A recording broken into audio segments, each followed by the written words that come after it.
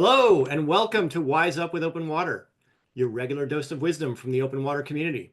I'm your host, Ken Pasternak, and I'm an Open Water founding member as well as a superfan. Before I introduce today's guest, I'd like to give a huge shout out to Chris Albrecht, who is a co-founder of Open Water and your original podcast host with the most. Chris has spoken with a slew of experts, luminaries, and downright kind people over the past year, producing an astonishing 31 of these podcasts. It's a real honor for me to be able to continue this project. Now, please join me in welcoming Karen Rose Sommerich, a brand strategist with deep experience in helping growth stage companies unlock their next phase of success. Rose is on a mission to better connect brand with business value, a quest that's actually close to my own heart. She focuses on building flexible brand foundations and strategies that allow for iteration and evolution that are grounded in the business mission and the market need. Rose has extensive experience building and executing brand and marketing initiatives that drive awareness, engagement, and revenue for Fortune 500 companies such as Salesforce, Chevron, and Procter & Gamble. She's now consulting for scale-ups and established businesses, looking to build or elevate their brand and improve their marketing impact. Thank you, Rose, for joining me today. Thank you so much, Ken, for having me. I'm so excited to be here. Great. Yeah, it's glad to have you. Let's have a conversation. I'd love to begin with an important question that kind of lies at that intersection of business and brand. You and I think, have both seen that companies can start to swirl when trying to diagnose a key challenge, like when growth is stagnated. It seems important to talk about how to recognize these growth and stagnation moments and what to do about it. But first of all, I'd love to ask you, what does that have to do with brand? Can you talk a little bit about better connecting brand with business value? Yeah, that's a great question, Ken. A great one to start with, because a lot of people think about brand. They think about logos and color palettes and the design and the advertising. But really, I think of brand as a strategic foundation for scale. And I think about it as a unifier and a differentiator. And it's a great way to align a whole company internally and align everyone externally as well. So when I'm thinking of brand, and as we talk about brand today, I am mostly talking about those strategic foundational elements, such as your positioning, your architecture, your brand identity, these things that are helping the external world understand what you as a business can deliver. That's terrific. That's very helpful. Thank you. So it really touches every aspect of an organization, is what I'm hearing. It does. This is why brand is so central to the whole organization, and oftentimes it gets put aside in marketing, but Hmm. really it should be exposed to your product team, your sales team, with your executive leadership team as well, because it's so close. It needs to be so close to the business. Yeah, that's what I'm hearing. So from your perspective, how and when should companies start to apply brand thinking to their growth strategy? Yeah, that's great because I know a number of people that have started building a business. Maybe it's their own consulting firm or a larger business, or talking to VC firms that are funding a startup.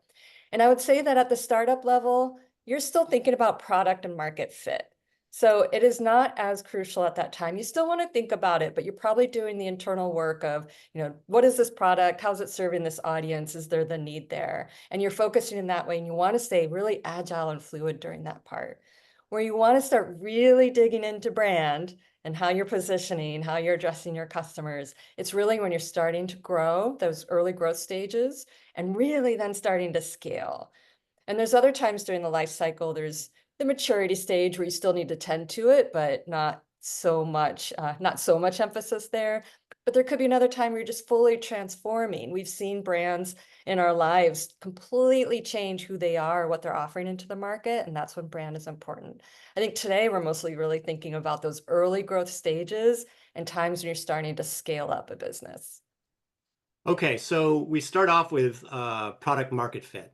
Does the product actually address the needs of the marketplace? And are people going to get it? Are they going to use it? Are they going to find it useful? But once you establish that, where are you going? What happens next? And I guess that's where brand starts to really kind of take center stage. Yeah, exactly. I think of this as a transition from product market fit to brand market fit. So Okay. in that product market fit, you have validated your product and your market, and you're starting to get customers and things are going well, but you might plateau a little bit. And that's when you start to really need to bring in and think about brand. And so what you're wanting to do now is you're thinking about brand market fit. The way I think about this is sort of who you are, who you're saying you are, and how you're going to build what people believe you are. And you need to be aligning these things.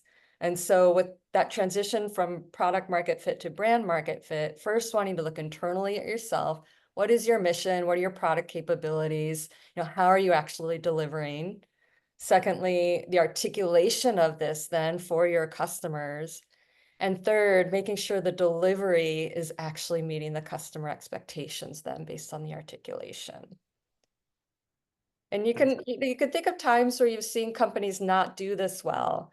Okay. Yeah, an example I think of that's it's still a bit old because the example is WeWork.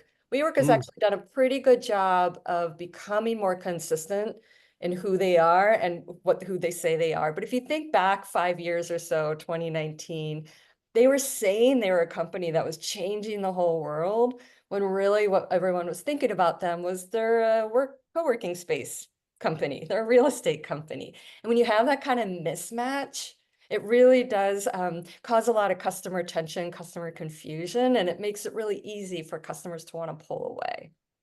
yeah, that's a great example. It's almost like people kind of saw behind the curtain, saw there was no there, Yeah. and maybe the promise was either too big or too vague, or too much inside one person's head and not shared across the organization, or not made real through their offerings. Exactly. I mean, you need to when you're presenting a service out there, you need to have the integrity and the honesty and transparency. And I think that for WeWork, it was becoming really clear very quickly that they weren't exactly doing what they were saying they were trying to do, and it just got really confusing. Yeah, no, that's a great example. I'm glad you brought that up. And it actually brings up a question for me, which are how can someone avoid those types of pitfalls? When are the times when they should really be prioritizing brand, right? They're developing their product, and that's really important, especially if they're in a tech field Mhm. or medical science or other things. But when should they be really doubling down on that brand thinking? Yeah. Well, yeah, there's a number of ways to look through this and really look for those signs that they need to double down. One is that people internally don't know how to tell this story. And so what you can do is you can just ask a bunch of your employees, tell us why we're here. What is the mission? What is the value we're offering? And then compare all of those answers. And it's really interesting how often you can't get a coherent story that matches across your employee base. That is a huge sign because that's going to leak out. That's going to come out in inconsistencies in what customers are receiving from that company. So that's number one. Number two is struggling to differentiate. And so if you start finding yourself that you're in a position where you're having to discount pricing, or maybe customers are really only buying you because you're there. So it's a little bit of an inertia. So if you're struggling to differentiate, that's a really good sign there. And then I know I alluded to this earlier, but the signs of the misalignment between who you're saying you are and then the actual product delivery. So those inconsistencies, can create really inefficient marketing for one thing. So you're putting out all this marketing, but you're saying different things so people don't know how to interpret it. And you can always also end up with some disappointed customers.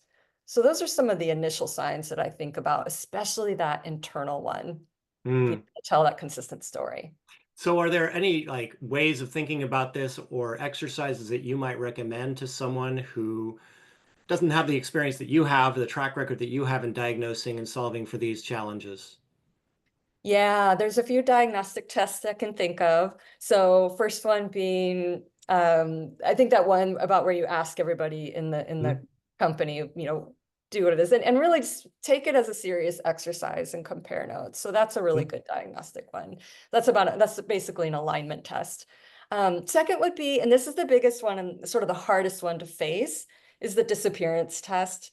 So Hmm. asking yourself, if this company or this product disappeared, is anyone going to care? Hmm. That can bring up some really hard truths. If no Yeah. one's going to care, if you're that easily replaceable by a competitor, um, then that you need to work on your brand to really help match better what you're delivering for what a customer need is.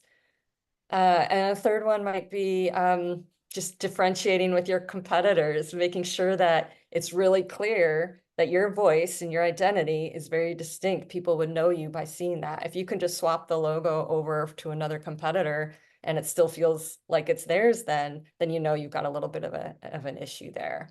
Hmm. But I know, Ken, you asked earlier about some of the the stages and the times when people can be thinking about brand. And I know I talked Mhm. about like the stages of growth of a company. Mhm. But I would also love to talk about like the things that some of the companies might be doing that might want to trigger some brand work as well. So the first one being like when you're growing your audience, you might need to actually do your positioning and product market fit all over again with this new audience group.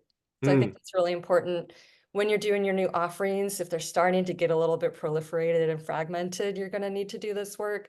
And then of course, if you're scaling up to the point where it's no longer just the founder or just that core founder group that's selling, but you're getting an employee base, those are times you're going to want to address it as well. But the biggest one, the one that I think we might want to talk the most about, is around when things change in the marketplace. So I Mhm. think about, a couple years ago when AI started coming out with the large language models, every single tech company that I know of was then adding AI to all their naming, adding AI into all their positioning. You and I both live in San Francisco. We saw billboards of everywhere that just had AI, AI, AI. What this was causing was a need for every single tech company to really reevaluate who they are, who they're saying they are and what they're really delivering for customers. Because customer expectations are changing now, product abilities are changing now. And so that required a lot of big brand work and still requires a lot of big brand work from all these companies. Mhm. That's really that example you just brought up just triggered a thought in my mind, which is two things actually. The first one was you mentioned positioning and repositioning, and I can imagine a lot of the time a company might say, "Hey, we already did that. We don't want to have to do that again." But the truth is, things have changed, right? So you have to Yeah. do it again. You have to revisit and make sure you're still on target or on track. But the second thing I think maybe equally important when there is a movement as large as AA or AI, excuse me, for example, and you see that moving and happening, you don't want it to pass you by. But at the same time, you don't want to get lumped in as some other Me Too, like who might just be putting on the sheep's clothing to get closer to the herd. How does brand help an organization distinguish between just being one of many and being really one of one, which is what you want to be? Right. Well, first, let me address that first point, though, because Okay. you're so right that it's not a one and done. And a lot of times people will think, well, they did the brand work at the beginning, they did it at the launch, they created their logo, and it's fine. But Hmm. brand has to be continuously fluid. It is not as fluid as like the demand gen messaging that's going out. You want your brand to be really foundational and, hopefully last a couple of years or so. And you do that by making sure what you're addressing is like this high core need and this offering that you have it at that very high level. So I was just thinking about Netflix for the open water community. We heard from one of the product leads of Netflix recently. And thinking about them, they started out as that DVD company and they changed to streaming, but they've always been about, providing entertainment in the easiest way. So when you create your brand foundational work at that level, that's how you can continue to iterate it. You need to continue to evolve it, of course, but you can stay consistent. But to your question then, part two, how do you make sure you're actually staying relevant and honest but up to date is really important. And that's why brands connection with like the product team, the delivery teams, the business teams is so important because I think about that AI part. I remember talking to somebody and they were starting to rename everything with AI. And so I was asking them like, but is it actually is it actually including AI? And they said something about, well, we just want to add the flourish of relevance by adding AI. I would say no, don't do that unless it actually has AI. And so that's when, the product team is so important that they're incorporating whatever this new innovation is. Or when you think about customer expectations changing, making sure that you're listening, you always want to have that team of people that are listening. That's often your sales team, but it could be a research team that's really listening to the customer, what they need, how their lives are changing, and then making sure you can match that. The biggest mistake a brand can make is when they stop being authentic, when they just start renaming or repositioning, but they're not actually changing the product. So it's really important that they stay on board. I mean, another example would be, there's a few big brands that jumped onto more like the environmental movements. I think about BP, but Beyond Petroleum is what they said that meant. They're still an oil and gas company. Or Volkswagen, when they were really doubling down into, wanting to be in more to electric cars, or saying they were so efficient, and then news came out that they were actually really fibbing on a lot of this results. So an inauthenticity moment is really going to kill your brand. Absolutely. I can't tell you how many rooms I've walked into where you use a word like brand or even marketing for that matter, and people kind of cross their arms and look at you because they're thinking about those times when it was a smokescreen, right? When it was Mhm. inauthentic and when the reality did not match the message or the idea. And to me, that's the bane of brand. It's really not the model, it's the anti-model. It's the anti-model, Yeah. exactly. And that's what I talked about at the beginning, like who you are, who you say you are, and Hmm. who people understand you are, they have to be the same. That's the only way you're going to get a strong, strong brand that's really going to help your company grow. Great. So going back to our audience or to the people who might be hearing this and thinking about their own business, their own sort of growth strategy or the process that they're going through right now, um, they want to build a brand strategy that's going to drive growth. Yeah. Um, what does that mean for them? What are some ideas in terms of tools or frameworks or approaches that they can begin to think about that can enable them to go down that path in an authentic, responsible, and effective way? Yeah, that's great. Yeah, let's talk about some frameworks and some things we can do.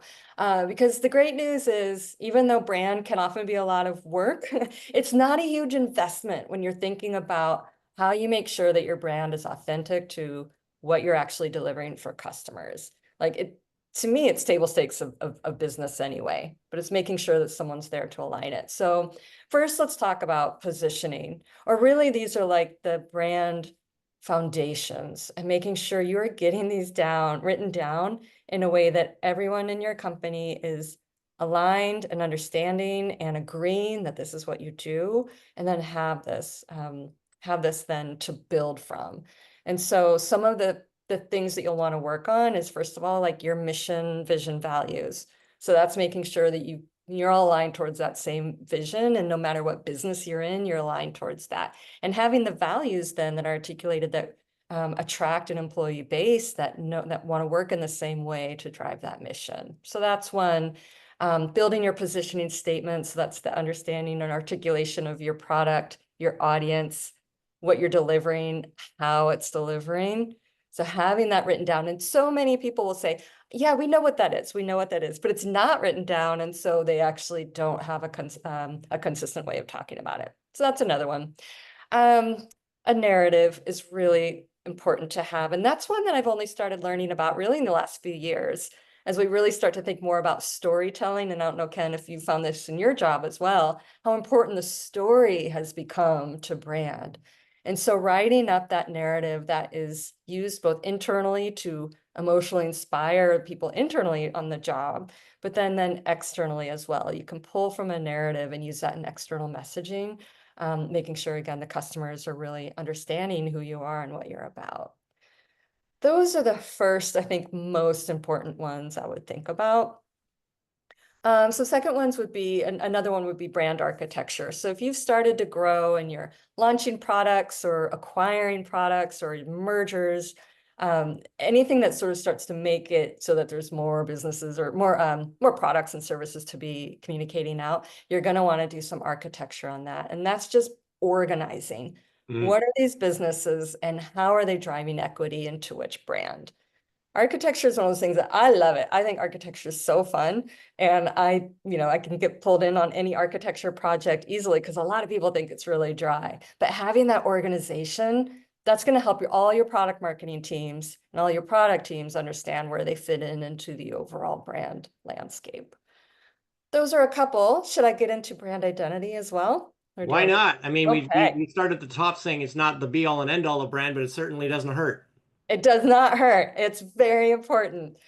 And I think about brand identity, I always go to these big brands that do it so well.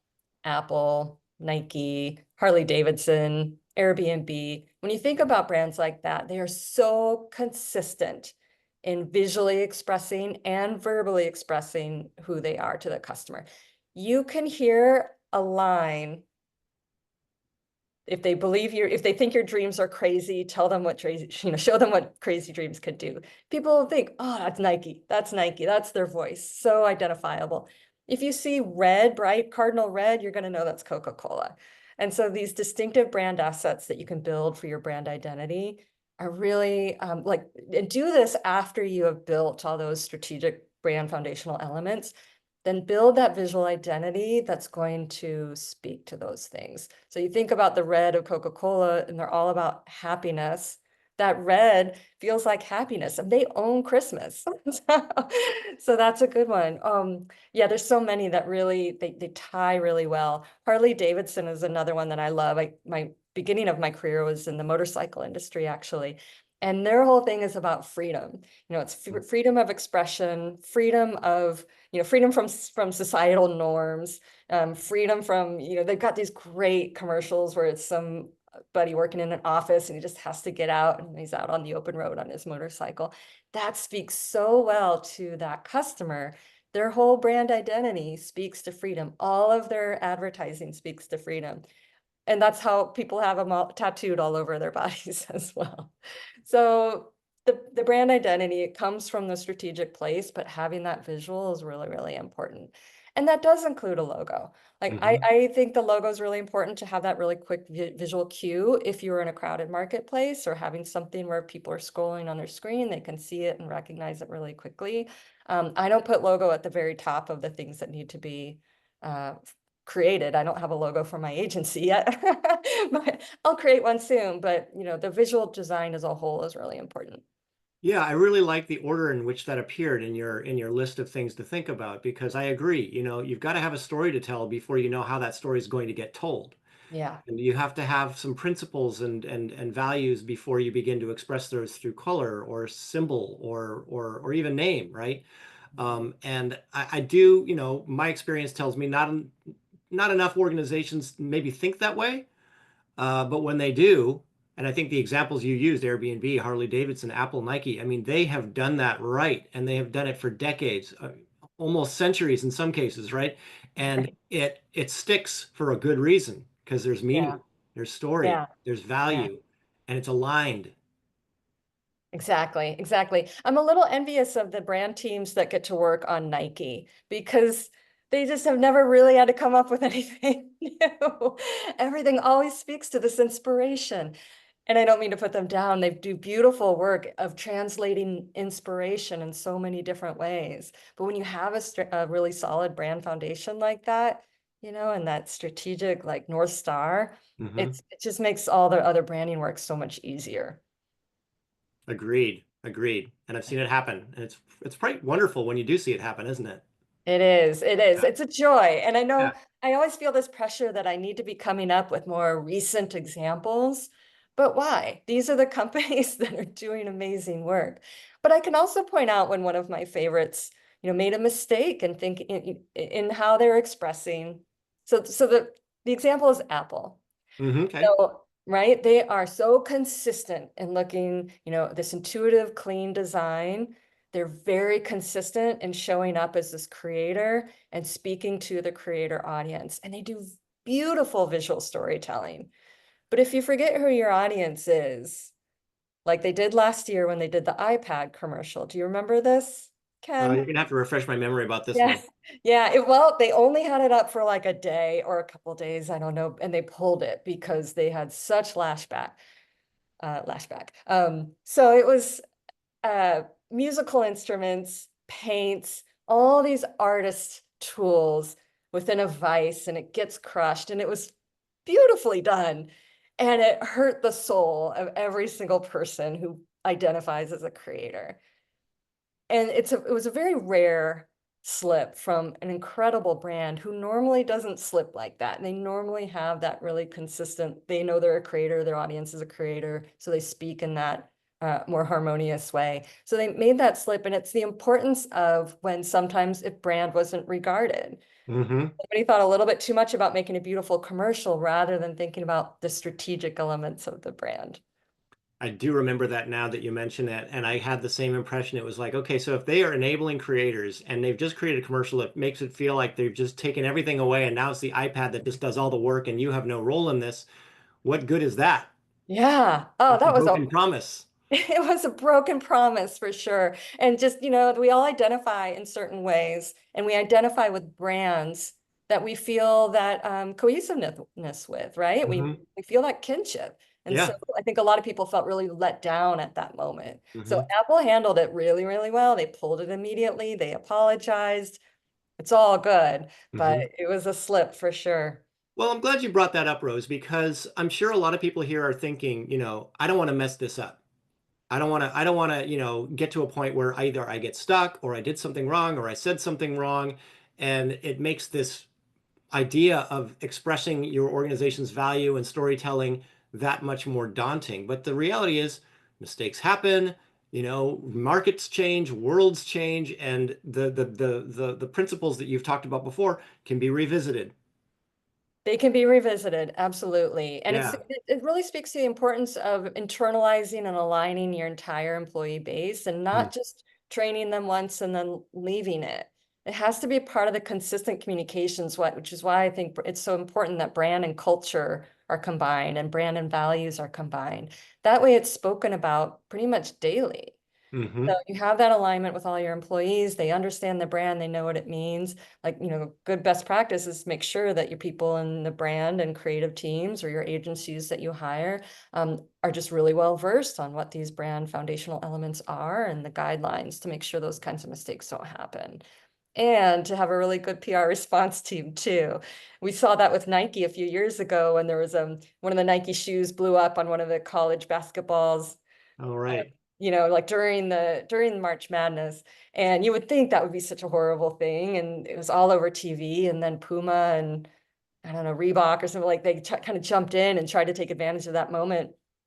There was no having that. Like Nike responded immediately. They, got that player onto a multi-year contract after that. So they definitely handled him really well. But also the Nike brand is so consistently reliable that they just didn't even take it seriously when other brands tried to jump on that mistake. So having that strong brand, we've talked a Mhm. lot about growth, but it's also really important to handle big moments where something might have gone wrong.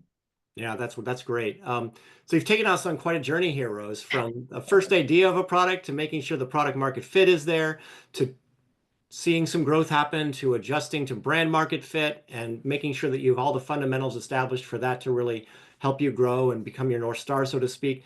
What would you say, if you could sum all this up, this journey that we've just been down, what are the 2 to 3 bullets or so that you'd like our listeners to walk away with? Yeah. So number one would be if you're thinking that brand is something to address or you're seeing some sort of stagnation in your company growth, first of all, do that internal audit. Ask your employees, why are we here? What are we doing? And see if there's consistency in what they say back. Ask yourself what happens if we were to disappear. Is a competitor just going to take right over? And then you've not differentiated. So that internal audit's really, really important. And then when you have that information, number two, start building those foundations. Build your positioning, build your foundation, build your architecture, build these pieces that your whole company can think about to always understand where brands fit in, where is equity going, what's our core messaging, how are we solving for customers. And then number three would be the storytelling. So that's taking all that internal work that you've just done and making sure that the external storytelling is aligned so that everything remains consistent and authentic and true to who you are. Fantastic. Thank you so much, Rose. You've given us so much here today. I'd like to ask you, what can the open water community do for you? Thank you, Ken. I love the open water community so much, mainly for the reason that everybody in this community is so curious and they want to learn and they're trying new things. So my number one ask is just stay curious. Just stay that way because it's such a delight to meet people in the community and to learn from each other. And we're all trying new things. We all have these rich careers behind us and are now trying to evolve into new ones. And it's really interesting in that way. So that's number one. But number two, if you're trying to build a new brand, a new company, or somebody who is and you need some brand help, please reach out. I'm always very excited to help the open water community.